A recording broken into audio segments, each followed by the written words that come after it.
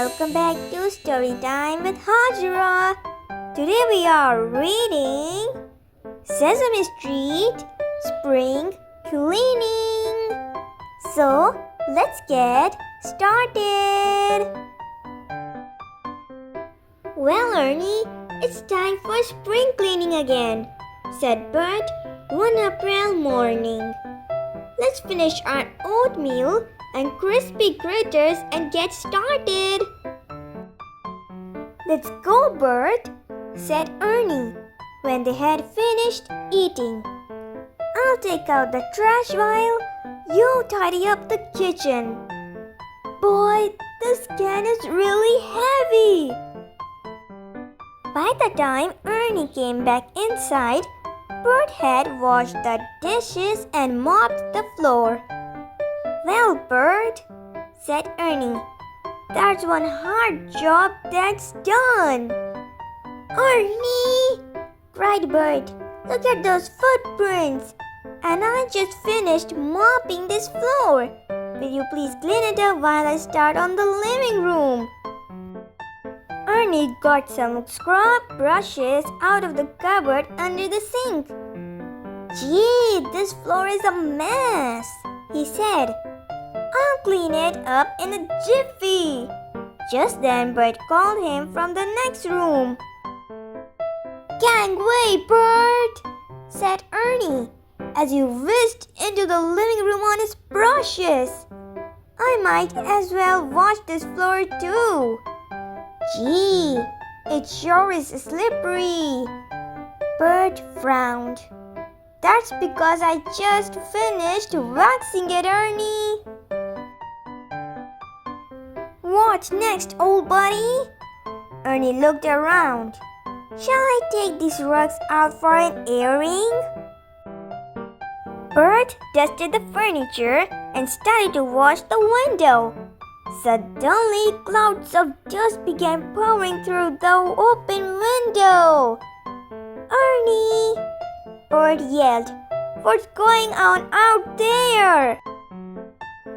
I'm giving the rugs a good beating, called Ernie, and I'm practicing my tennis swing at the same time. Cleaning is a breeze, Bert. Bert finished the window and picked up all the toys and clothes. Finally, the living room was neat. Then Ernie came back inside. How about a hard job this time, Bert? He asked. All right, Ernie. You clean out the whole closet while I tidy up the bedroom, okay? It didn't take Ernie long to clean out the closet. Bert, come see, he called. The whole closet looks great now. Spring cleaning is a terrific idea. Good work, Ernie, said Bert. The closet looks fine. What did you do with the stuff that was in it? Turn around, Bert, said Ernie. Oh no, my living room, mourned Bert. Ernie, what have you done? It's a shame to hide all that good stuff in the closet, Bert. So, I put it out here where everyone can see it, said Ernie proudly. Bert snatched a stray sock off the doorknob and handed it to Ernie. Find the sock that matches this one, Ernie, and put them away. I'll fix the living room again. A little while later, Bert came into the bedroom. What are you up to now, Ernie? He asked. I've cleaned this room up already. Look, Bert, said Ernie. I found the other sock in the bottom of the drawer. Now I can put them both away together. I just don't know what to say, Ernie, said Bert. Oh, don't try to thank me, Bert, said Ernie. I just did my job. What now? The bathroom, said Bert. There's not much in there you can mess up. Just wash everything. Soon, Bert heard loud splashing in the bathroom. That's right, Ernie. Use plenty of soap and water, he called. You bet, Bert. Ernie called back. I've already used a whole bottle of bubble bath too. Bubble bath? Bert rushed to the bathroom door and saw Ernie in a tub full of suds. Ernie, why are you taking a bath? He asked.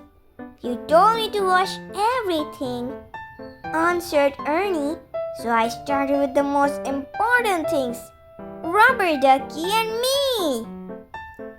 I might as well clean the bathroom myself, said Bert crossly.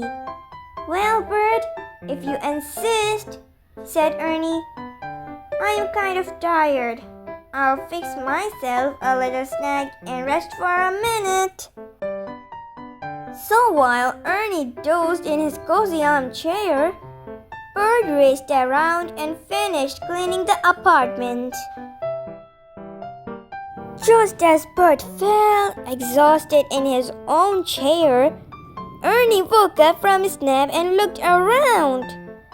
Gee, Bert, he said, the house looks great. We did a great spring cleaning job, didn't we? But Bert didn't answer. He was fast asleep. Sesame Street. Big Bird brings spring to Sesame Street. So, let's get started. Big Bird looked down Sesame Street. Everything was covered with a thick layer of white snow. Big Bird sighed. It had been a long winter. He was tired of looking at plain white snow. Big Bird walked through the park and thought about all the things he couldn't do because of the snow. He couldn't ride his unicycle down Sesame Street. He couldn't play in the sandbox in the playground. He couldn't roller skate on the sidewalk. Besides, winter is so gloomy, thought Big Bird. I wish spring were here. Suddenly, Big Bird had a wonderful idea. I'll buy some flowers to put in my nest. Then it will look like spring is already here. So, Big Bird walked down to Mr. McIntosh's store and bought 6 of his favorite flowers. I feel better already, thought Big Bird as he walked back towards Sesame Street with his bouquet of 6 beautiful flowers. On the way to his nest, Big Bird stopped at the Count's castle. Ah, Big Bird, what beautiful flowers! Cried the Count. Let me count them. 1 beautiful flower, 2 beautiful flowers, 3, 4, 5, 6 beautiful flowers. Big Bird, I love counting your beautiful flowers. Gee, I didn't buy the flowers to count them, said Big Bird. I bought them to remind me of spring. Would you like to keep this pretty pink daisy? You can count all of its petals. Wonderful! Cried the Count. I also love counting flower petals. 1 pretty pink flower petal, 2 pretty pink flower petals, 3. Big Bird walked down Sesame Street carrying his 5 flowers. He stopped to watch Maria shovel snow from the sidewalk in front of the Fix-It shop. Oops! Maria slipped and fell in the snow. Oh, Maria, are you hurt? Asked Big Bird as he helped her stand up. No, Big Bird, I'm not hurt, but I am tired of winter and shoveling snow, she said. Here, Maria, said Big Bird, you may have one of my flowers. It will help you feel happy again. Thank you, Big Bird, said Maria, taking the orange tiger lily. Big Bird walked on down Sesame Street with the 4 flowers he had left. He found Grover sitting sadly on the steps. "Oh my goodness," said Grover unhappily. "Furry old Grover is very blue." "Of course you are blue," said Big Bird. "You have blue fur." No, Big Bird. I mean that I am very sad," explained Grover. "I cannot ride my scooter in the snow." "Maybe this blue pansy will make you feel better," said Big Bird, and he gave it to Grover. Big Bird looked down at his 3 flowers, and he noticed that one of them was bent over. "Uh-oh," said Big Bird, holding up the purple iris. "This flower's stem is broken." The lid of the trash can clanged open. "I love things that are broken," said Oscar the Grouch, leaning out of his can. "Well, gee, Oscar, I guess you may have my purple iris." "Thanks, Bird," said Oscar. "Grouches like flowers that are bent and broken." "Heh, heh, heh." He grabbed the purple iris and slammed down the lid of the trash can. Big Bird clutched his last 2 flowers. Then he saw Ernie. "Hi, Big Bird," said Ernie. "You look cold." "I'm so cold my tail feathers are frozen," answered Big Bird. "Where are you going?" "I'm going to see Patty Lou. She's sick in bed with the flu. I wish I had something to take her to cheer her up." "Oh," said Big Bird, looking down at his last 2 flowers. "Do you think she would like a yellow daffodil?" "Oh, yes! Thank you, Big Bird." Ernie took the flower and went into 123 Sesame Street. Big Bird went to Hooper's store to get warm. Bird was sitting at the counter, sadly sipping his figgy fizz. "What's wrong, Bird?" asked Big Bird. "You look kind of glum." "I've lost my favorite paper clip," wailed Bird. "I dropped it in a snowdrift. Now I'll have to wait until the snow melts to find it." "Oh, Big Bird, what if my paperclip gets all rusted by then?" "Don't worry, Bird," said Big Bird. "Your paperclip will still be there in the spring." "Oh, Big Bird," sighed Bird. Then he looked at the single rose Big Bird was holding. "Say, what are you going to do with that beautiful rose?" he asked. I'm going to give it to you, Bird." Big Bird gave Bird his last flower and left Hooper's store. Empty-handed, Big Bird walked back up Sesame Street toward his nest. He had given away all 6 of his flowers. "Oh well," he thought, "soon it will be spring." When he got to the lamppost, Big Bird turned around. Sesame Street looked different. The plain white snow-covered street was splashed with bright colors. The flowers Big Bird had given to his friends were blooming up and down Sesame Street. Big Bird had brought spring to Sesame Street.